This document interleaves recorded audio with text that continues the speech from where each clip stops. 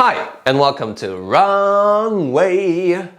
And in the last video, I sort of left you on a cliffhanger because the tests of the MERCANE MX60 were paused because, the controller is fried. Mind you, this is a modded model, so the controllers here are 2 times 25 amps, the stock ones are 2 times 20 amps, but nevertheless this means that I can't do a full review on this unit, but I wanted to share a bit more of my thoughts because I did already do a range test and a couple of other things, so let me tell you more about it. Wrong way.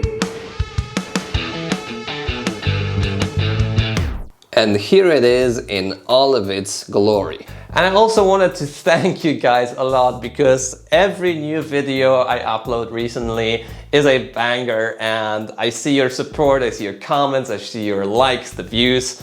It's just so really nice to see the community grow, and there's a lot of positive feedback, a lot of positive people on the channel, so huge thanks to you guys. And yeah, let's just get back to the video. Let's not get too emotional, or should we? Woo! Also, huge thanks to SEW, all the links are below. They loaned me this scooter for testing purposes, though as usual this is a totally independent review. And just look at the scooter. I mean, it's just so nicely designed. I can't really compare it to other scooters because the design is just so unique with all these like structural elements in the front and up in the rear, and even these rear lights look just so awesome. I think all in all the design of this scooter is really nice. Might be just a matter of taste, but definitely it looks different than a Speedway or Dualtron scooter. And a main feature of the scooter is actually the removable battery. So in order to access that, you can select your code here. Not sure about how secure it is. Maybe this is a job for the lockpicking lawyer or myself if I get some, lockpicking tools. But anyhow, if you could press the correct code, you just turn this wheel, and then this whole metal plate opens. Again, not really sure about how safe this is to leave outside, but yeah, that's just how it is. And here you can see the battery compartment, and maybe the biggest issue here is that you can see this hole here. You actually do need to print a 3D part or something else to just make the scooter waterproof, because it's not. And this is like the main area where water come in just from the front through this part here. So this is not so perfect about the scooter, but it's also not too difficult to DIY like a 3D printed part to make the scooter waterproof. Other than that, you can see there's a seal all around this area here, and actually I think there's no other holes where water can come in except for this rear part here, but we'll come into that in a second. Anyhow, you can see that the battery is a 60 volt 20 amp hour unit, and it also has a screen here, which is really nice. So when you charge it, where's the button here? When you charge it, you can actually see what is the battery percentage in volts and percents, and you can just turn off the screen altogether. There are twin charge ports for both XLR ports. Standard charging time is around 10 hours or even more with the 1.75 amp charger that you can connect to. Not sure if there's a fast charging option. So fastest charging time should be anywhere around 5 hours. And on this battery, I did get a single range test with around 45 kilometers of range. I did stop and the scooter did not turn off when I stopped the range test. I just didn't want it to get stranded in the middle of the street. But yeah, 45 kilometers with a relatively dynamic kind of driving or riding is a really nice result. So in order to get this battery out, all you need to do is unplug this cable here. Boom. This is the connector. I like this connection. I think it's XT3. This is a nice connector, and then you can just take out the battery. And yeah, this is how it looks like. Now, when it comes to the concept of a scooter with a removable battery, I'm not sure if everyone can benefit from this concept, because a scooter by design is just not so big and it can be transported in an elevator. I think when this comes useful is if you have a garage, for example, and you don't have a plug there, or if you live in an apartment where there is no elevator and you want to just leave the scooter somewhere in the building and just take the battery up, then this might become useful. But other than that, I mean, it's cool to have a removable battery, but I'm not sure if it's like as useful as on an e-bike, for example. Especially when you have a scooter that looks this good and stunning, I wouldn't probably leave the scooter outside. Anyhow, it does have this removable battery and with a handle, which is really cool. It also is nicely designed, fits very snug in here, and then you connect it and the scooter is working. So this is probably the most important part about the MERCANE MX60. When it comes to like boom.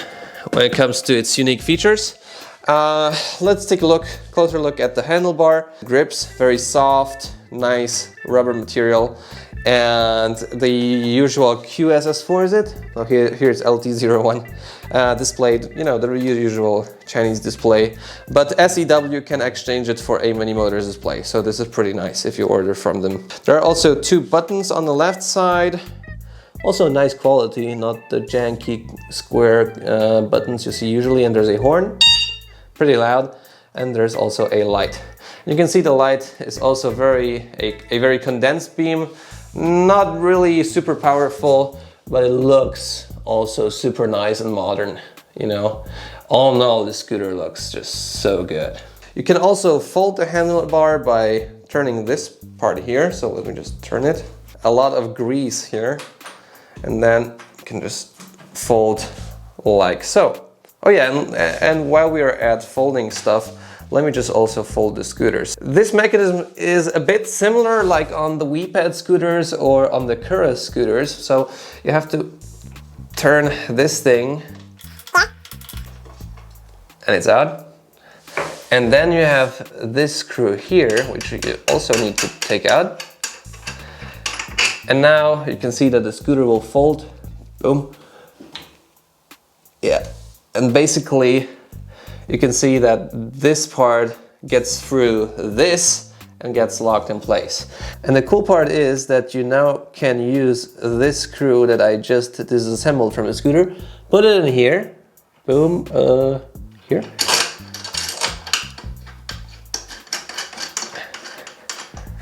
And now you can lift the scooter without any issues, though it's a bit heavy at 35 kilograms. So in terms of weight, it's pretty similar to the 010X. And then of course you can also hide away this part here and just screw it in place.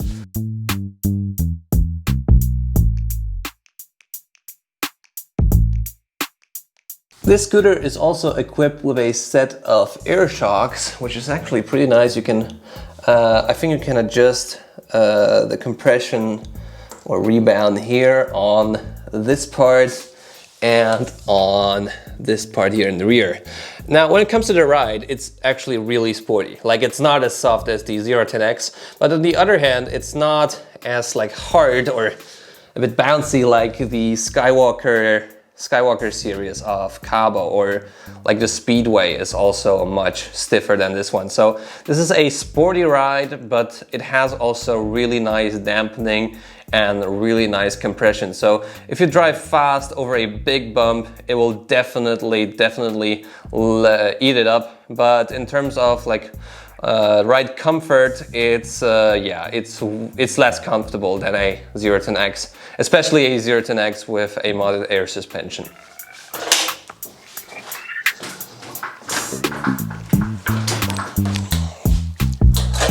It comes in a set of very interesting tires as well. These are 10-inch by 4-inch tires, so very wide, very street-like tread. Here you can see also the sadly mechanical brakes on the scooter. Pretty nice mud guards up in the front, and in the rear.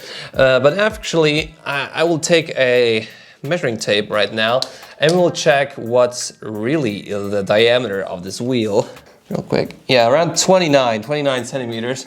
So I'll check what it is in inches, but I think it's a bit more than 10 inches. And these tires are actually tubeless, so they're more resistant to punctures. They have a little lower pressure. And overall, I think that this choice of tires is a really good choice for this scooter. The mechanical brakes also do actually work pretty well, but as always, I would like to see hydraulic or semi-hydraulic brakes in heavier scooters. The diameter of the discs is 140 to my eye. Yeah, it's 140. They do the job well. But one thing I noticed is that the regenerative braking was really hard on the scooter. It was sort of a clonk every time you would brake, and this was probably due to the new controllers. It also tends to squeak a bit, which is also not too nice. And now let's get on to the most important part, which is of course the ride.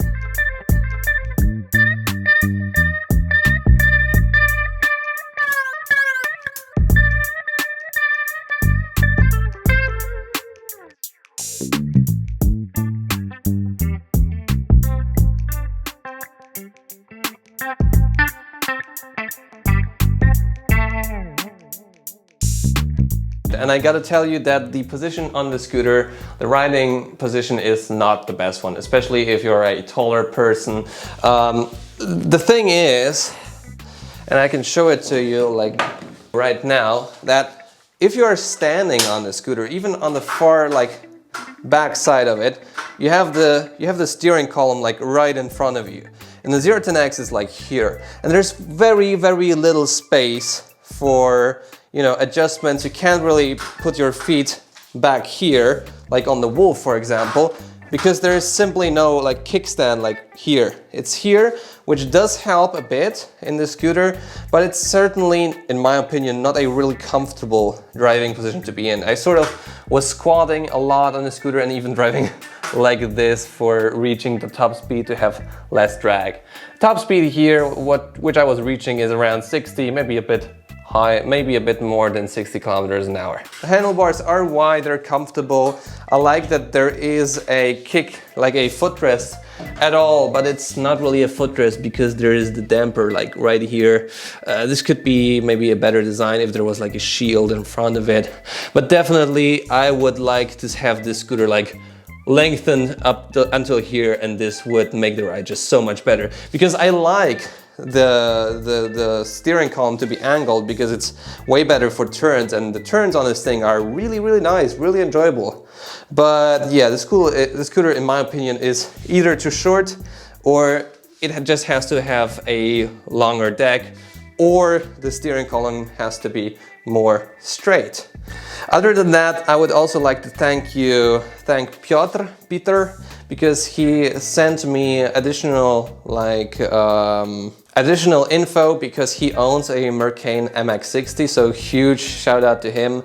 You can see a table of things he wrote to me, which is really, really nice. And overall, this scooter is okay. I mean, it's a nice scooter. With the bigger controllers, it accelerates nicely, but I think there has to be done more with heat dissipation, which SEW will do. I will take the scooter to them today. And in terms of the 20 amp version, I mean the 2x 20 amp controllers, you have to really like the design, you have to really dig like how it looks like, what like MERCANE stands for. But other than that, I would probably take a Tech Life X7 or a 010X over the scooter, like if I would choose a scooter, because it's just not as comfortable as the Zero. And I also feel like the hill climbing isn't so good, but I didn't test that too well actually, so I can't really be like 100% sure about it. But I do love the looks, I do love the design. I think it's also very, very well crafted, apart from this like one hole up in the front where water can get in. And I also wanted to check if there's another hole. Yeah, and here's the second hole, but the second hole is actually has like a rubber thing which went out, so you know, I need to put it in.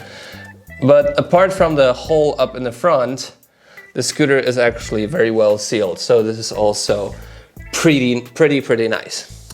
So yeah, this is the semi-review of the MERCANE MX60. I'm very glad that SEW gave me the scooter for testing. And if you're still here, leave a like on the video, subscribe to see more content like this. I'll see you in the next episode. See you soon. Yeah, here's the single dual motor button. Also really nice to see.